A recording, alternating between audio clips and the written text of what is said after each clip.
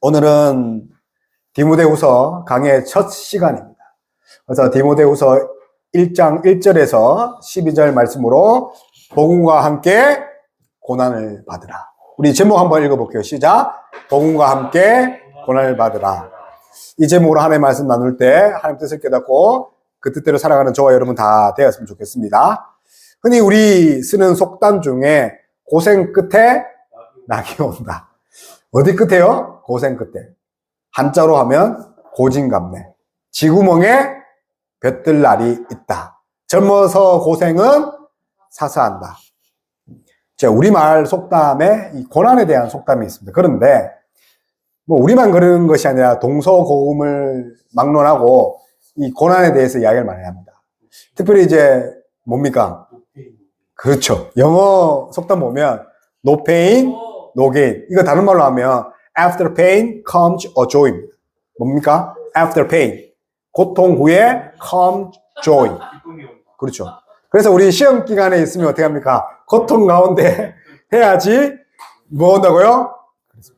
또 기독교로 하면 no cross, no crown. 십자가 없이는 하나님의 영광이 없다는 것입니다. 이들 공통점이 뭡니까? 고난입니다. 그렇습니다. 사랑하는 성도 여러분, 인생의 불가분의 관계, 반드시 필수 요소가 뭡니까? 고난입니다. 대통령도, 빌 게이츠도, 최고의 부자 일론 머스크도 뭐가 있다고요? 고난. 성경은 이 고난을 이야기할 때 어떻게 합니까? 기쁨으로 고난을 받으라. 근데 오늘 특별히 복음이에요. 돈 걱정하고 공부 걱정하고 미래 걱정하면서 고난을 받는 것이 아니라 하나님의 거룩한 영광을 위해서 고난을 받으라. 그래서 고난은 우리에게 유익하고 우리에게 값진 것입니다. 아멘. 따라해 볼까요? 예수 그리스도를 위한 고난은 내게 보물입니다. 왜 그렇습니까? 오늘 설교의 결론이지만 하나님이 함께 하시기 때문에. 지금 고난은 우리가 무엇을 얻기 위해서 욕심을 따라가는 고난이지만 성경이 말하는 고난은 예수님을 따라갈 때 예수님도 함께 우리와 하신다는 거죠. 보통 심리학, 발달 심리학에서 보면 25세까지 이 삶의 면역력을 키워야 된답니다. 남자로 치면 군대 갔다 오고 졸업할 때입니다. 왜냐하면 25세 이후로 본격적으로 사회생활을 해야 되는데 그때 삶의 면역력을 키워야 할 나이가 25세. 반드시 그때 고난과 역경을 겪어서 어떻게 됩니까? 면역력을 길러야 됩니다. 근데 면역력을 기르지 않으면 어떻게 됩니까? 온실에서 키운 화초는 오늘같이 추운 날에 가면 바로 얼어 죽는다는 거죠. 사람 인생도 마찬가지로 젊었을 때의 고생은 어떻게 된다고요? 사서 할 수 있는 거죠. 사람만 그럴까요? 동물의 세계는요, 더 확실합니다. 수달은요, 새끼가 어떤 고난과 고통을 당했을 때 엄마한테 축축축 옵니다. 수달이 찍찍찍 오죠. 그러면 엄마가 아이고 내 새끼 하지 않습니다. 물어뜯는다고 합니다. 그리고 다시 도망가게 한다는 거죠. 왜요? 앞으로 이런 고난이 올 때 엄마한테 올 것이 아니라 맞서 싸우라. 곰은요, 새끼 곰이 나무에 올라가는 그 첫날에 뭐 하냐면 나무를 흔든답니다. 그럼 새끼 곰이 꽉 나무 가지를 잡지 않겠습니까? 그리고 떨어질 때까지 흔든다고 합니다. 근데 곰이 떨어지면 어떻게 됩니까? 다시 일어나서 나무에 기어 오르게 합니다. 왜 그렇습니까? 호랑이와 같은 포식자가 나무에 올라가서 흔들 때 떨어지지 않도록. 혹 떨어지더라도 두려워하지 않고 당황하지 않고 다시 피할 수 있는 생존 능력을 키우기 위해서. 동물의 세계나 인간의 세계나 무엇을 통해서 우리를 훈련합니까? 고난을 통해서. 여러분, 고난 피하지 마시기 바랍니다. 아멘. 피하면 동물보다 못한 인간이 됩니다. 고난하면서 무릎 꿇는 것이 아니라 고난은 이기라고 고난을 주신 것입니다. 오늘 사도 바울은 디모데에게 복음과 함께 고난을 받으라. 그러면 이 고난을 받기 전에 우리가 어떤 것을 먼저 해야 될지 오늘 디모데후서 강의 첫 시간을 통해서 함께 나눠보도록 하겠습니다. 첫 번째는 이 고난을 받기 전에 믿음을 확실히 붙들어야 됩니다. 뭐라고요? 믿음을 확실히 붙들어야 됩니다. 그래서 고난과 믿음은 동전의 양면이다. 우리 5절과 6절 우리 한번 읽어볼게요. 시작. 이는 내 속에 거짓이 없는 믿음이 있음을 이 믿음은 먼저 내 외조 내 입수와 내 영혼이 유니게 속에 있거니 내 속에 있는 줄을 확신하노라. 그러므로 내가 나의 안수함으로 내 속에 있는 너로 생각나게 하노니. 아멘. 오늘은 이제 디모데 후서죠. 그래서 디모데 사람 이름입니다. 그래서 디모데에게 쓰는 두 번째 편지입니다. 왜냐하면 후서, 나중에 쓴 편지이기 때문에. 그래서 수신자 누굽니까? 디모데. 영어로 티모시라고 합니다. 그럼 디모데는 누굽니까? 오늘 2절 한번 보십시오. 사랑하는 아들입니다. 그러면 바울이 결혼해서 육체로, 혈통으로 이렇게 아들을 낳았습니까? 그렇지 않다는 거죠. 2절에 말하는 이 사랑하는 아들은 그만큼 사랑한다는 그 아들 표현이 사랑의 대명사로 이렇게 사용했습니다. 왜냐하면 이제 고린도 전서 4장에 보면 바울은 이런 표현을 쓰기도 합니다. 고린도 전서 4장에 보면 어떤 말이 있냐면 내 사랑하고 신실한 아들 디모데. 고린도 전서 4장 17절에 신실한 아들 디모데라고 합니다. 그리고 이제 17절 위에 보면 왜 그가 사랑하는 아들이 되었는지를 14절에 이야기합니다. 4장 14절에 무엇이냐면 내 사랑하는 자녀같이, 내 사랑하는 자녀같이. 자녀입니까? 자녀가 아닙니까? 자녀같이라는 거죠. 사랑하는 자녀같이. 그리고 15절에 보면 복음으로서 너희를 낳았습니다. 아멘. 혈통으로 낳은 것이 아니라 복음으로 낳았다. 복음으로 양육했다는 거죠. 그래서 우리가 복음 안에 있으면 모두 하나님의 자녀고 하나의 형제라는 거죠. 근데 이런 복음으로 낳은 디모데에게 오늘 디모데후서 1장에서 무엇을 확인하냐면 믿음을 확인시킵니다. 믿음을 확인시킵니다. 어떤 믿음입니까? 외할머니. 이름 뭡니까? 로이스. 외조모로 되어 있죠? 어머니 뭡니까? 유니게. 이를 볼 때 디모데는 믿음의 가정에서 자랐다는 거죠. 그래서 믿음의 가정에서 잘 양육된 것을 감사하라는 뜻도 있지만 그 배후에 누가 있다는 거죠? 하나님이 있다는 거죠. 그래서 이 믿음을 지키게 해주신 하나님께 감사해라. 그 21세기 유명한 설교가죠. 존 스토트 목사님도 그리스도인의 가정에서 태어난 것은 하나님의 엄청난 축복 중에 축복이다 했습니다. 아멘. 그래서 이 그리스도 가정에 태어나게 하신 분이 누구라고요? 하나님이죠. 그래서 하나님께 감사해야 합니다. 그래서 오늘 우리 본문은 안 읽었어요. 13절에 보면 믿음과 사랑 이 말이 있어요. 믿음과 사랑. 근데 이게 전부 다 믿음과 관련되어 있죠. 그래서 사도 바울은 처음부터 뭘 이야기를 합니까? 감사. 그런데 이 감사는 믿음을 측정하는 도구입니다. 그러면 한 주간 감사 얼마큼 하셨습니까? 불평을 얼마큼 하셨습니까? 감사와 불평 그 사이에 우리가 항상 끼어 있습니다. 다시 말하면 하나님 은혜와 제 가운데 우리가 끼어 있는데 우리는 어느 쪽으로 향해야 됩니까? 감사합니다. 우리 마가복음 12장, 누가복음 21장 외우고 싶죠? 마가복음 21장, 누가복음 21장에 그 유명한 가부의 두 렉돈, 한 고드란트 그 헌금 사건이 나옵니다. 그래서 이 복음서에 두 번이나 다룬다는 거죠. 근데 그가 한 고드란트, 두 렉돈을 드린 것이 예수님이 칭찬하시죠. 왜요? 자신의 전부를 드렸다는 거죠. 그렇습니다. 사랑하는 성도 여러분, 감사하면 우리 전부를 하나님께 드릴 수 있는 거죠. 반대로 우리가 하나님께 드릴 수 있는 것은 감사하는 마음이 있기 때문입니다. 우리 얼마 전에 이제 추수감사 이 주일을 보냈는데 이 기원이 되는 나라가 이제 미국입니다. 그래서 유럽의 청교도인들이 이 박해를 피해서 유럽에서 배를 타고 메이플라워를 타고 어디로 갔습니까? 아메리카 대륙 미국으로 건너갔다는 거죠. 그리고 그때부터 이제 1년 동안 수확을 하는데 그 수확 첫 열매를 하나님께 올려드립니다. 그들이 농사를 지었는데 뭐 수확물이 풍성하겠습니까? 그렇지 않았다는 거죠. 보잘것없는 그 감자와 보잘것없는 그 식량들을 하나님께 올려드리면서 감사했다는 거죠. 그것을 시작으로 뭐가 태어났다고요? 추수감사절입니다. 그래서 감사는 감사할 일이 있어서 생기는 것이 아니라 감사한 일이 있어서 하는 것이 아니라 감사할 때 감사하는 마음이 생긴다는 거죠. 그래서 여러분 감사하는 저와 여러분 다 되었으면 좋겠습니다. 사도 바울도 마찬가지죠. 지금 그 사도 바울이 이 편지를 쓴 시기가 주후 36년쯤 됩니다. 그러니까 예수님 돌아가시고 36년이 지났죠. 바울이 이제 늙었어요.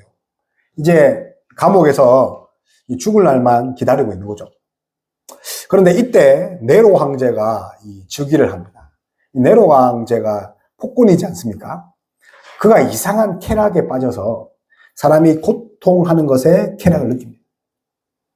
그래서 어떻게 하면 그 고통을 크게 할 수 있을까 해서 로마 시대에 시내에 불을 지릅니다.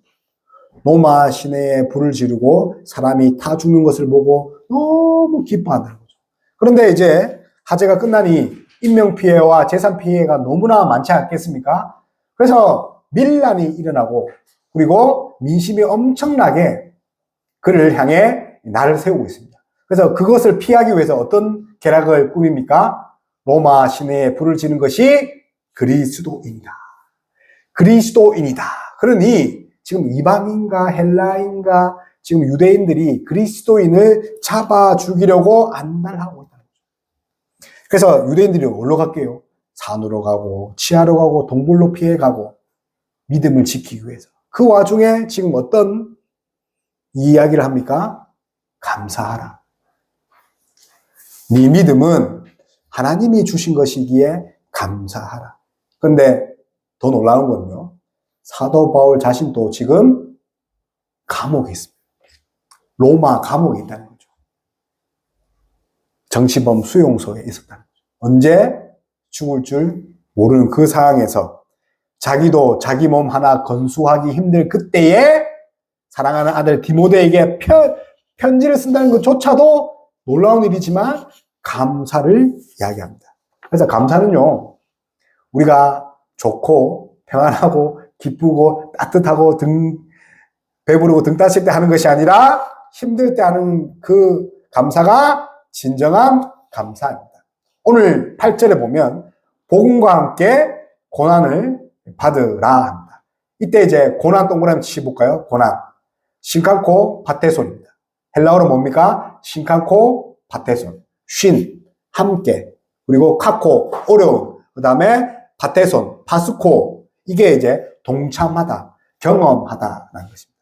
그래서 이 신카코, 파세코 이 속에는요, 이 파스코라는 단어가 숨어 있죠.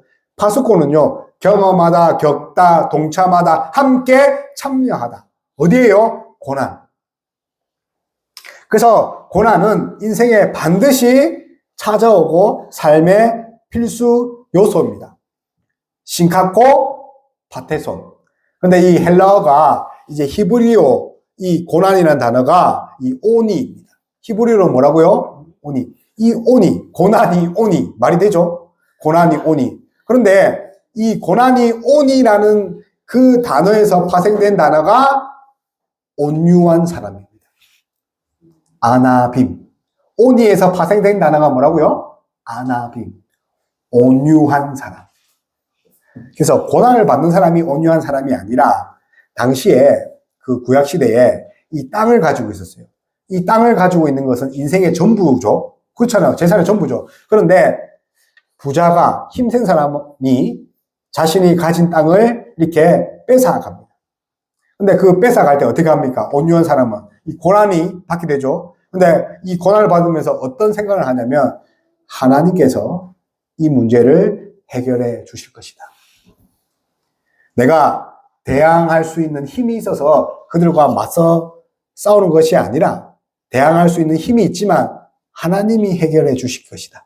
하나님이 땅을 다시 찾아주실 것이다. 그리고 기다리고 인내하는 사람. 고난에 기대하고 고난 중에 기대하고 인내하는 사람을 뭡니까? 아나빔, 온유한 사람. 그래서 산상수훈에서 예수님이 온유한 사람은 무엇을 얻는다고 합니까? 땅을. 그때 말하는 땅이 그 땅입니다. 그리고 종국적으로 그 땅이 뭡니까? 하나님 나라. 왜요? 하나님의 통치와 섭리와 주권을 인정하는 사람은 내가 내 힘으로 해결할 것이 아니라 하나님께서 내 인생의 문제, 고난을 해결해 주실 것을 믿는 사람, 그 사람이 바로 온유한 사람. 이 온유한 사람은요, 하나님을 두려워할 뿐만 아니라 죄를 두려워해서 하나님 앞에서 거룩하게 하는 사람, 그 사람이 바로 믿음의 사람 아나빔. 여러분 혹시 고난 가운데 있습니까? 아나빔 하시길 바랍니다. 아멘. 이 아나님은 하나님이 반드시 개입하셔서 하나님이 반드시 되찾아 주실 것을 믿는 그런 신앙입니다. 따라서 복음을 위하여 고난을 받는 것, 하나님을 위하여 고난을 받는 것은 무엇입니까? 이 고난을 하나님께서 반드시 개입하셔서 하나님 주권 아래 반드시 하나님 푸실 것을 믿는다는 고백임을 믿는 저와 여러분 다 되었으면 좋겠습니다. 아멘. 두 번째로 고난을 위해서, 복음을 위해서 이 고난을 받으면 어떻게 해야 됩니까? 우리 오늘 본문 보니까 그 믿음으로 두려움을 이겨야 됩니다.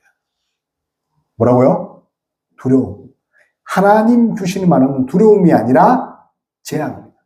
이 세상에 두려움이 없는 사람은 단 한 명도 없습니다. 어제 생명을 마감했던 사람이 그렇게 원했던 하루가 뭡니까? 오늘이죠.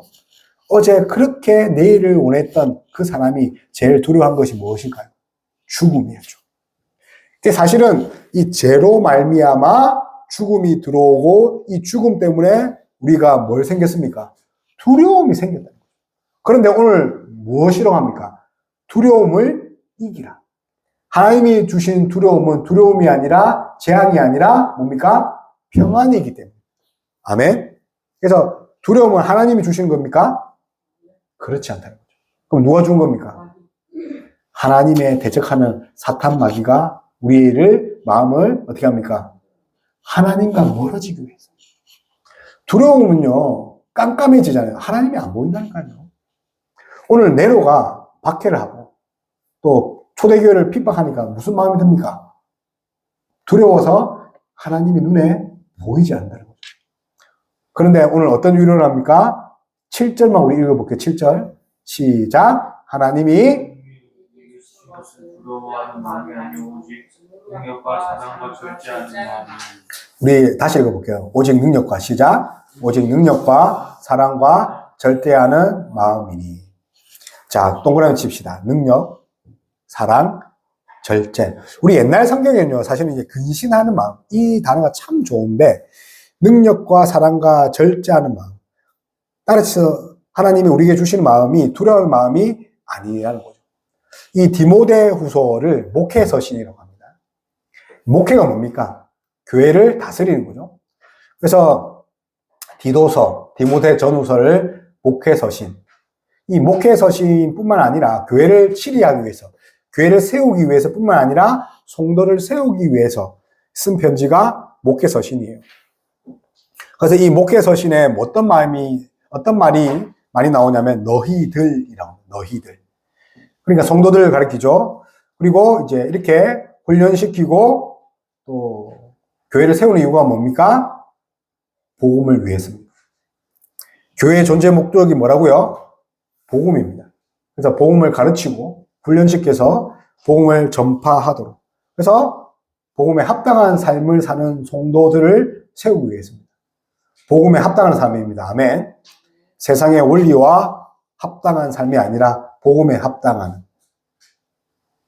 왜냐하면 학교에 가면 학교 규칙이 있다. 교도소에 가면 교도소 규칙이 있고 군대에 가면 군대 강령이 있습니다. 그런데 하나님 나라에 합당한 그런 규칙이 뭐라고요? 복음입니다. 그러면 여러분 복음이 뭡니까? 복음. 영어로 굿뉴스 혹은 가스펠. 좋은 소식, 기쁜 소식. 그리고 헬라어로 유앙겔리온입니다. 원래는 어떻게 읽냐면 유앙겔리온. 유가 뭐냐면 기쁨입니다. 유가 뭐라고요? 기쁨. 앙겔리온. 여러분 엔젤 들어봤죠? 엔젤이 천사입니다. 앵겔리온 여기서 왔거든요. 그러니까 기쁨을 전하는 천사. 다시 말하면 유앙겔리온은 기쁨을 전하는 메신저, 천사라죠. 기쁨을 전하다. 그런데 여러분에 있어서 기쁜 소식이 뭡니까? 성적이 올랐다, 땅값이 올랐다, 뭐 그게 기쁜 소식입니까?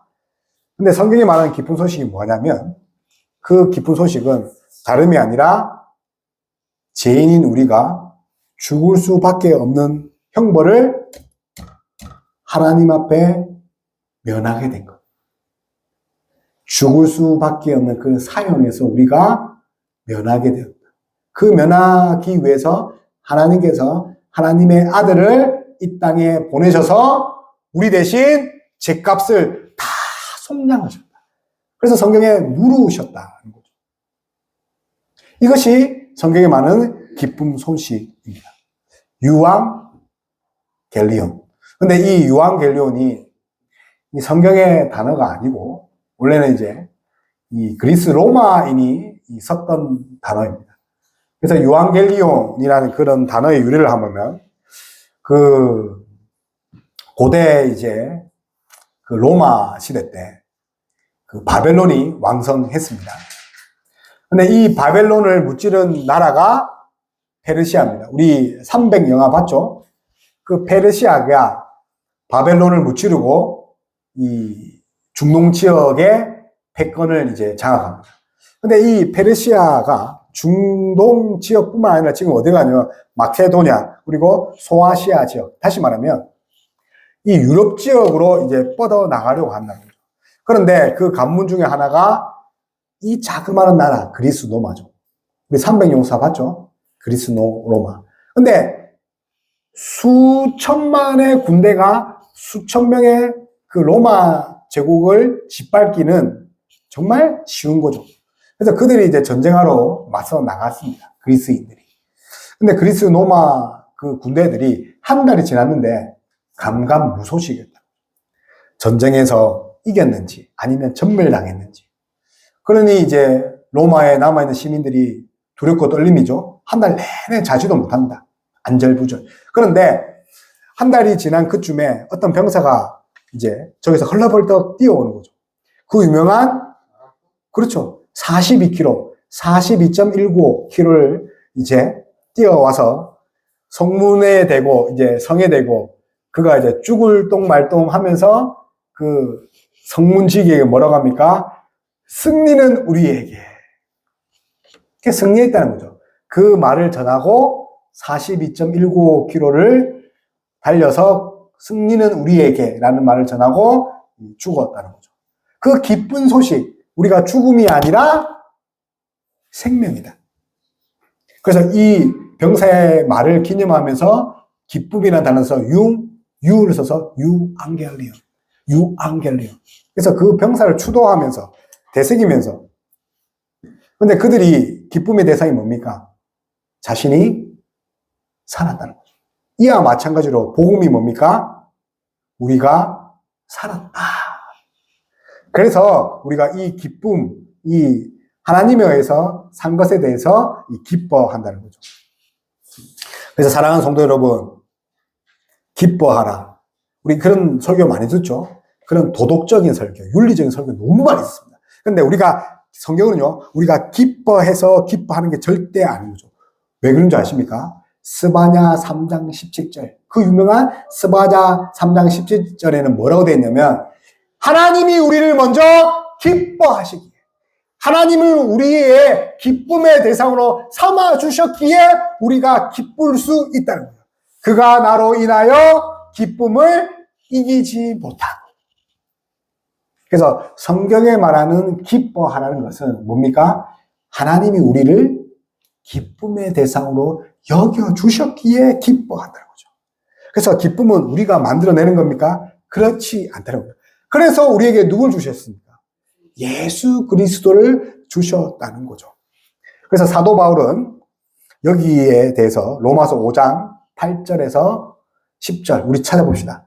로마서 5장 8절에서 10절에서 이 왜 기뻐해야 되는지 분명하게 로마서 5장에서 이야기합니다. 찾아봅시다.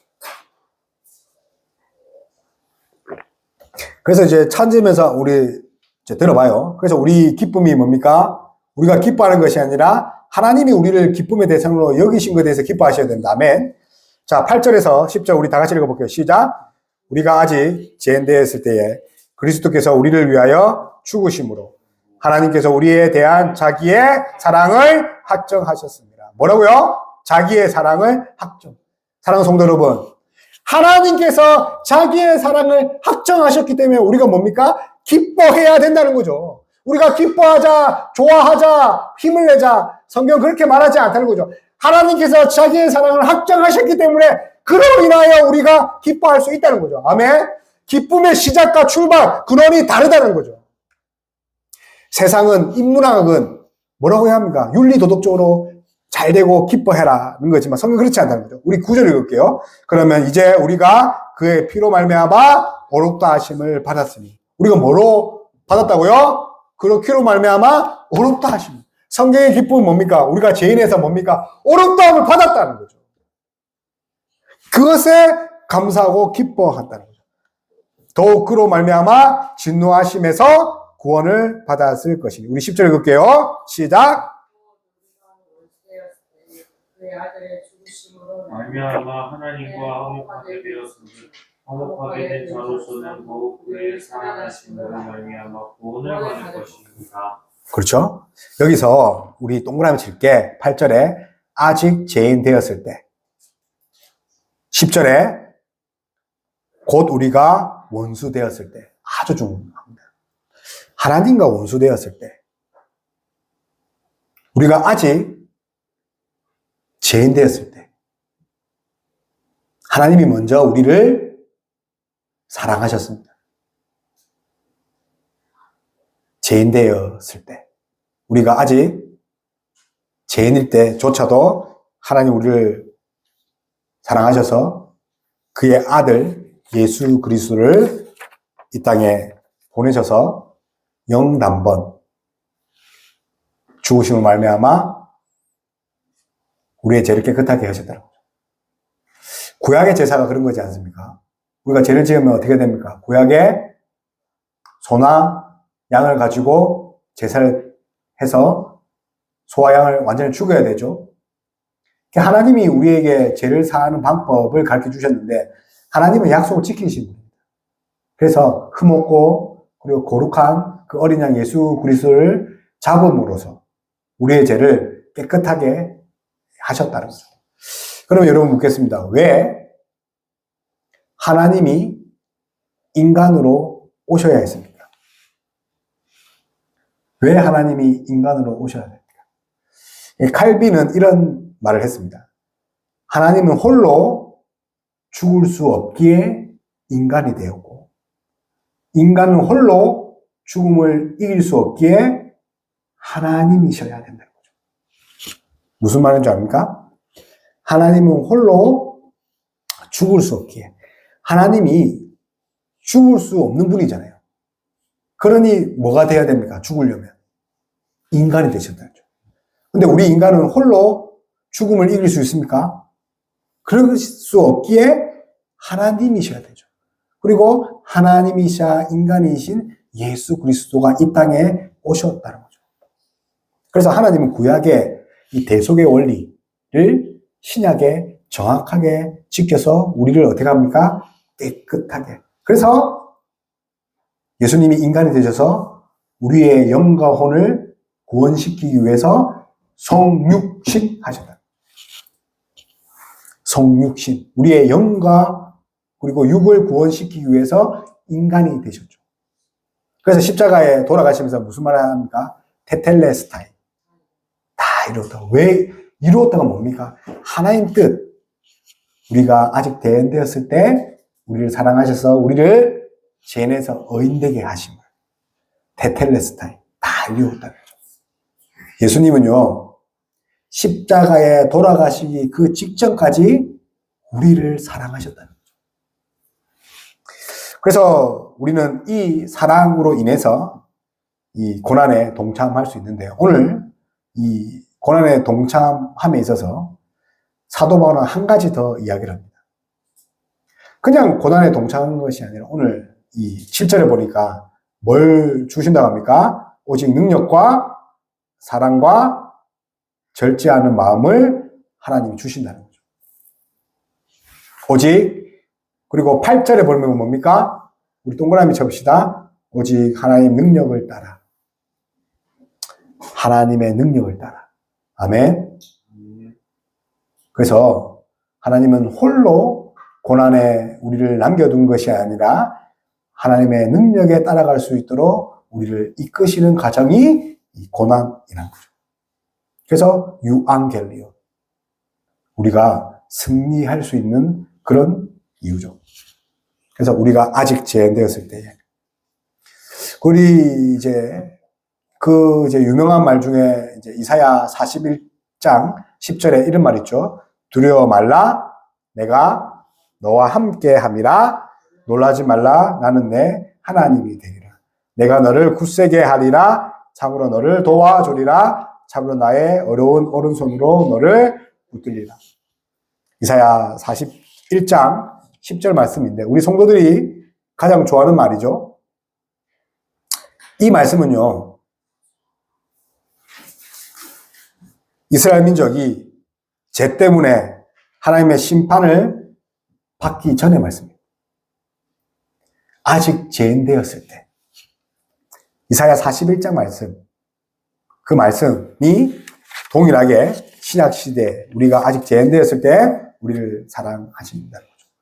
지금도 마찬가지입니다. 여전히 우리를 사랑하셔서 우리를 이끄신 분이 예수 그리스도. 그래서 우리와 함께 하신다. 사랑하는 성도 여러분, 복음과 함께 고난을 받는다는 것은 영광스러운 일이기 전에 하나님이 우리와 함께 하신다는 그런 증거입니다. 따라서 고난은 우리에게 유익한 것이며 고난을 통해서 복음이 드러나고 고난을 통해서 우리가 하나님이 드러나게 하는 저와 여러분 다 되었으면 좋겠습니다. 말씀을 맺겠습니다. 복음과 함께 고난을 받으라. 우리 첫 번째로 어떻게 해야 됩니까? 고난을 이기기 위해서 우리가 어떻게 해야 됩니까? 오늘 본문에서는 하나님이 우리에게 능력을 주셨다. 우리에게 믿음과 사랑과 능력과 근신하는 마음, 이 절제하는 마음을 주셨는데 그러기 위해서는 우리가 어떻게 해야 됩니까? 먼저 감사하는 믿음을 가져야 됩니다.